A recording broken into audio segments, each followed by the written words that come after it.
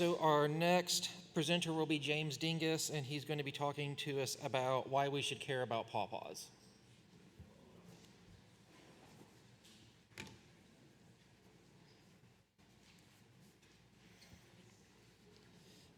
So that's forward, that's back, and that's kind of like a little pointer thing. Forward, yeah. And then you can either use this one or there's a mic underneath there if you want to walk around. So. Well, hey there. Woo. Boo. Okay. Before I get started, one of the things that I would like to do is I want to give somebody a little bit of recognition. Dan, could you stand up? This is Dan Matisek. He's the president over top of the Ohio Pawpaw Growers Association. He pieces a lot of things together. He and we talk daily, and I just want to say that a lot of the things that I do has come from our talks. I listen to what he says. I listen to what a lot of people say, and I try to piece that all together. Thank you, Dan.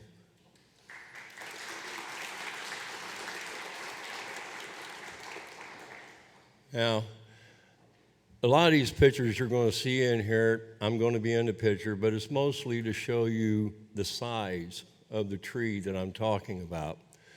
For a lot of you that have been following me for a little while, you know I like to utilize root suckers for root stock on my property.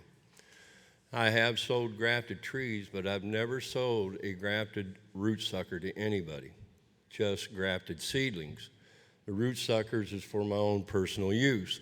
Root suckers can also be utilized if you graft into them for scion wood. The seedlings that you're looking at right there, at the time that the picture was taken, they were 1 year old. That's their first year. And one of the things that I do quite a bit of is foliage feeding.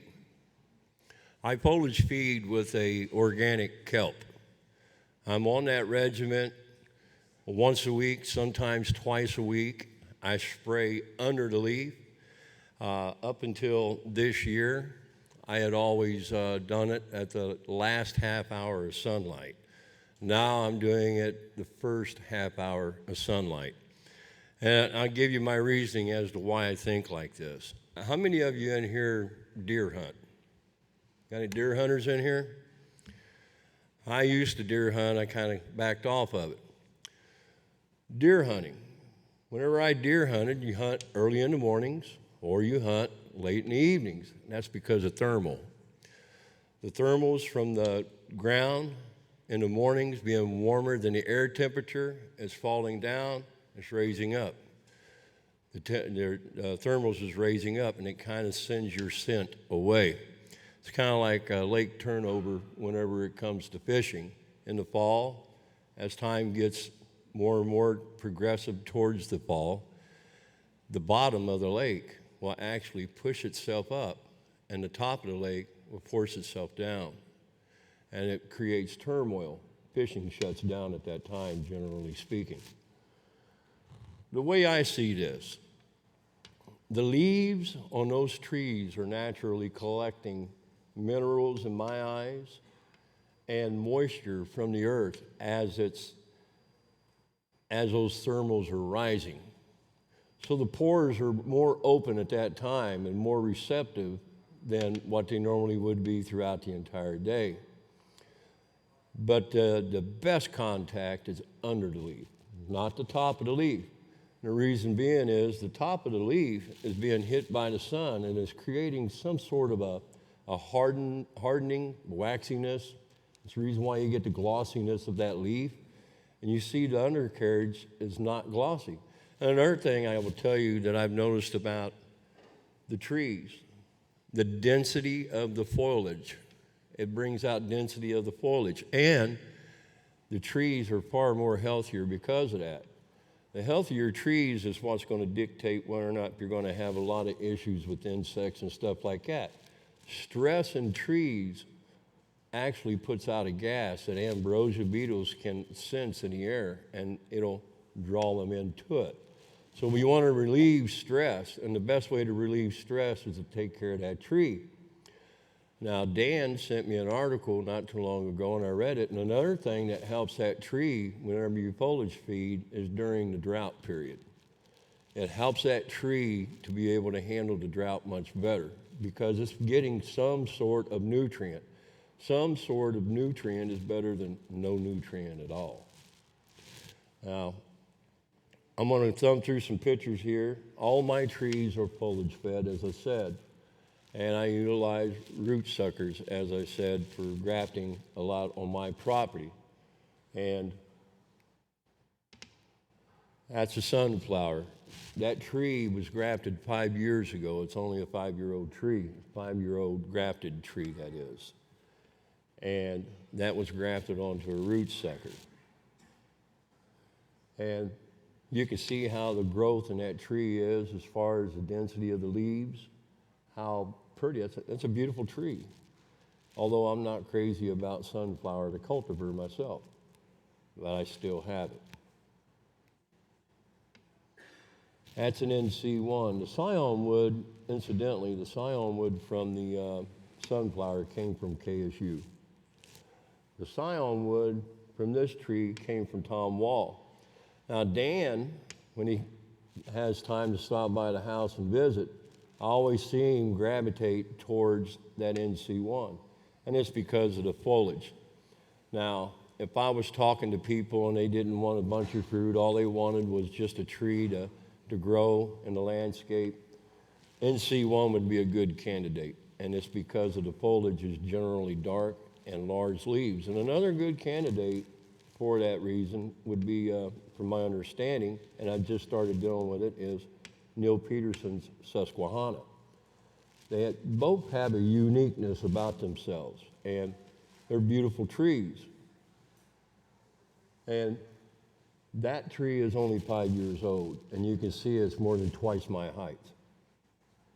And a lot of it's got to do with grafting onto that root sucker, and that's because of mycorrhiza is already there.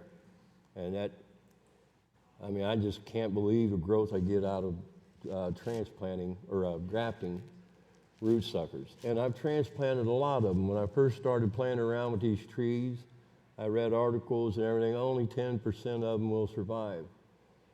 Well, I'm roughly 95 to 97% success at transplanting root suckers. It's all on how you do it. And access. I've got access. A lot of people that transplant root suckers, they're trespassing on it in the woods somewhere, and they decide, oh, I want to get one. Dig it up right then and there and take off. They don't prep it. That one there is Rigel. Look how wide that tree is. Now, that tree right there was a seedling that I had grafted, and that tree right there was grafted in 2021. Now, what I did with that tree, which I saw a presentation earlier, is I went out into branches, and I grafted branches. I put 11 grafts into that tree. 9 of the grafts survived. Every stick that went into that tree was Rigel.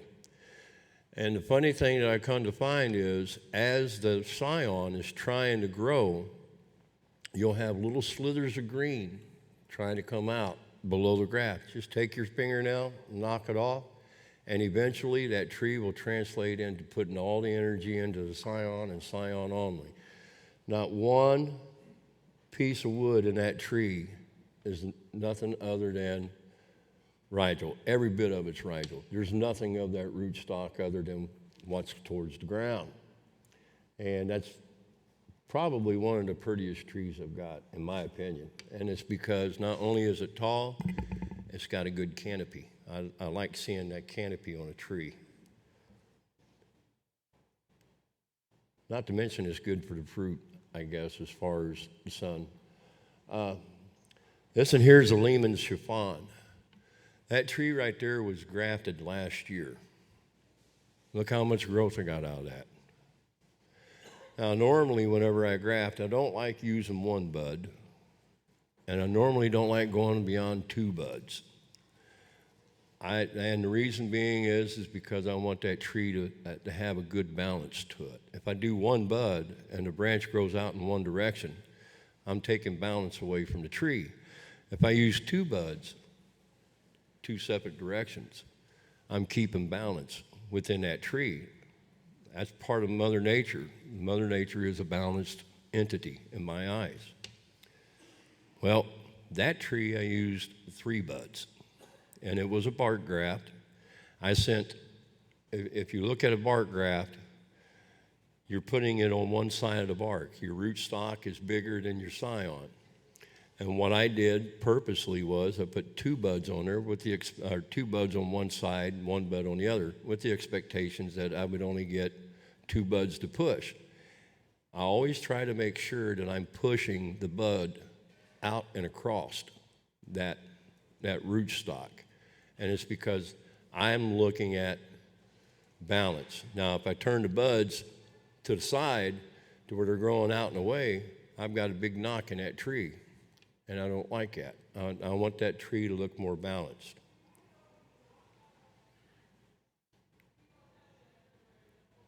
These 2 trees right here were root suckers that I had harvested, and I kept them in root trapper bags, 3-gallon root trapper bags, for 1 year. And for that season, I dug them up like in the fall of 2021. No, take that back. I dug them up in the fall of 2022, put them in root trapper bags, took care of them, had them in the greenhouse, and the following year I grafted. Those 2 trees right there are only 2 years old, and they're a pretty good size. You notice one of them is a wabash, and I have another wabash that's planted right next to that wabash. But the difference between the 2, one was a grafted root sucker, the other is a grafted root seed or a grafted seedling. That was with the idea of making a comparison between the growth rate of the 2 trees. How much will that root sucker outgrow the grafted seedling? And that's the reason why I did that, and I won't be able to see that for another year or 2. But so far, the seedling, I will admit, it's keeping up with it. But it's getting the same treatment, foliage feeding. Whitewash. Probably about 6 weeks ago, I had a hill cleared out, had all the woods taken out. I paid a service to come out there and cut down. They cut down probably about 30 trees just to get them out of there. And whenever I did that, panic struck me. I thought, I got to do something now. So what did I do? I rushed right out and got the material I needed to create whitewash. The whitewash I mix is just like what Matt had talked about. It's interior latex paint and water. But what I do is I take the hydrated lime and add to that, and that's because of the dust. Believe it or not, trees that get dusted, insects don't like dust. Insects actually clean themselves, which Dan told me they call that pruning. But insects like to keep themselves clean. They don't like dust. So that kind of helps in backing the critters off. And I also put a shot of neem oil in there, cold pressed neem oil, which I've learned by talking with Mr. England, Cliff England, is easier to mix into the water. See, that's what I'm saying. I talk to different people and I look for answers, and there's been a good group of people that give me answers that's beneficial for me. And it just so happened, after I did that, I took neem oil, mixed it with water, and I went up there on that bank, and every one of them stumps that had been cut off, I sprayed them with neem oil.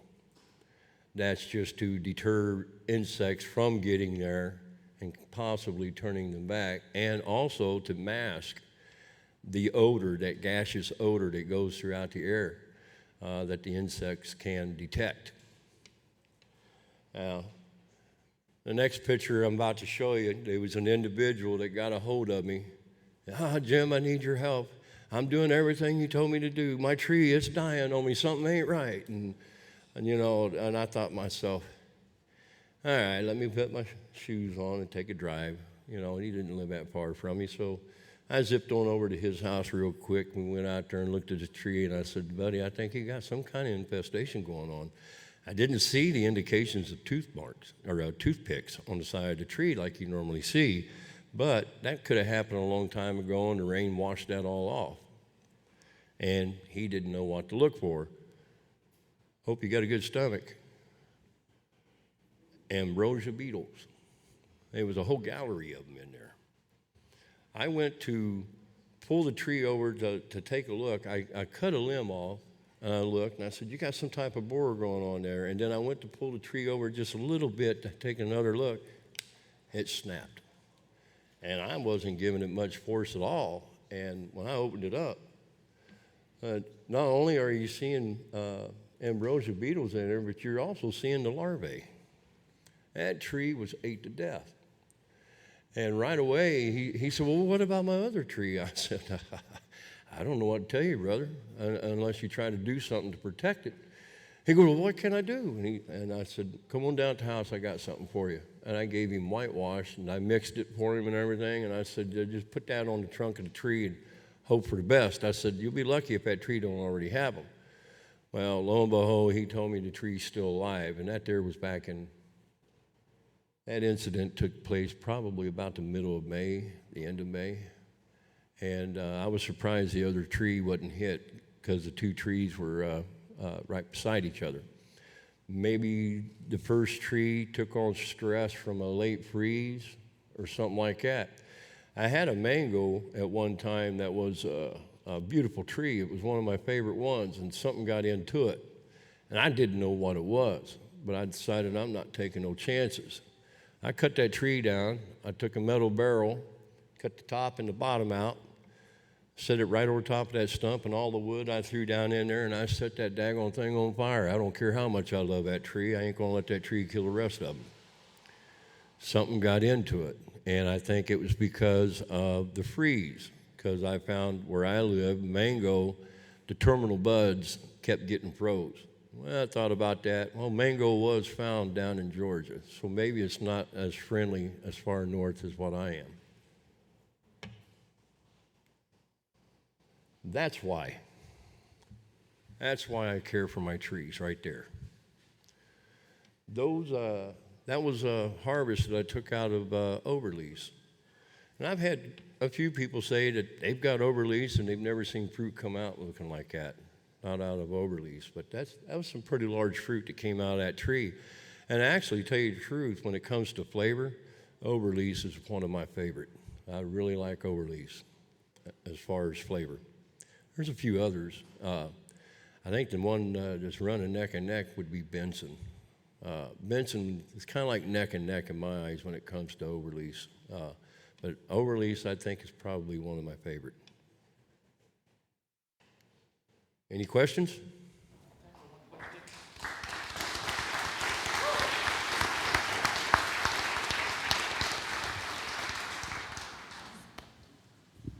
Can you give a detailed description of your process for digging up root suckers, timing, and all that? You told us a bit, but just a little more detail. First thing I look for when I'm going to dig up a root sucker, it's got to be roughly around 18 inches. And I want to make sure that the very top of it, if it's green, you want hardened wood down towards the bottom. And what I do is I go somewhere in between the parent tree and the root sucker. I'll get probably within about 4 inches to that root sucker, maybe 5. And I'll take a shovel and I'll chunk it down in there, cut it away, and then what I'm trying to do is what I call sever the umbilical cord. There's a lot of people here, anybody here don't know what a root sucker is? You know what one is? Okay. But you're looking for that lateral root, naturally. So you want to cut that lateral root. I'll cut that lateral root loose and I'll just walk away. I don't try to dig it up right then and there. And then I'll go back, you know, some people say you cut them loose in the fall, and then go back in the spring, and they said, I've said that, and I said, you know what? I don't recall saying that that's what you have to do, but you know what? If you want to ride with it, go for it. Normally, what I'll do is I'll come back in about a few days. If I see that that tree is not wilting, in other words, that terminal is not wilting downwards, that's telling me that there's some sort of a root system down below that tree. Something's continuing to feed that tree. So it's surviving that cut. Now, if it's wilted back, I'll walk away again. I'll come back probably another week or two. If it's perked back up, okay, the stress has left that tree and might be able to handle getting out of the ground. But I also make sure I leave a root ball around the entire area. I mean, I'll go from that initial cut, and there'll be a circle completely around that tree, and every bit of that will be lifted up as a root ball put into a burlap, piece of burlap. And then when I go to transplant that, I'll take the burlap and I'll set it down, untie the burlap, oil-free of course, open up the burlap and just fill in the hole. The burlap itself will give it some sort of a food source because it'll decay down there. And that would equal biocarbon in my eyes. But that's how I always transplant root suckers. I haven't done transplanted root suckers in a couple of years. I've kind of moved away from that a little bit, although I do still graft into root suckers on the property to try to come up with some scion production. You also put them into bags also, you said, right? That's the other way? Now, if I have transplanted them into the root trapper bags, 3-gallon root trapper bags, but at that time I take the burlap off of it. I don't leave the burlap around the root ball. And another thing you might want to think about is dry. You cut that circle around there, give it some water before you even try to lift it out of the ground, because you want that dirt ball to hold together. If it's dry, falls apart on you, now you got a bare root sucker, and your success rate is going to drop down to 10%. What's your foliar spray made of? The makeup? I Is it use fish oil? Gilmore seaweed extract. Gilmore It's seaweed? Norwegian kelp type, seaweed type fertilizer. It's black whenever you take it out of the bottle. And all it takes is, I squirt in probably, well actually I do an overkill. I put in more than what's necessary. It usually only takes about a tablespoon to 1 gallon.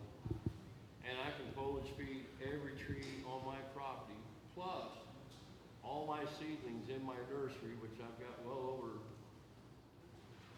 about 2,000 seedlings. All of that with just 1 gallon. And I mean, I got about 40 trees. It don't take much. I just take a walk and if you notice in the picture I showed you, that wand, it's got that bend that you normally have. I just turn it upside down and I can walk right up to them real quick with that. Because the pawpaws limbs come out like this, and the leaves, yeah, they're pointing down. But if you go up to the middle of that limb and you just it gets all of them in one whack. Okay. We're going to need to move on, so thank you.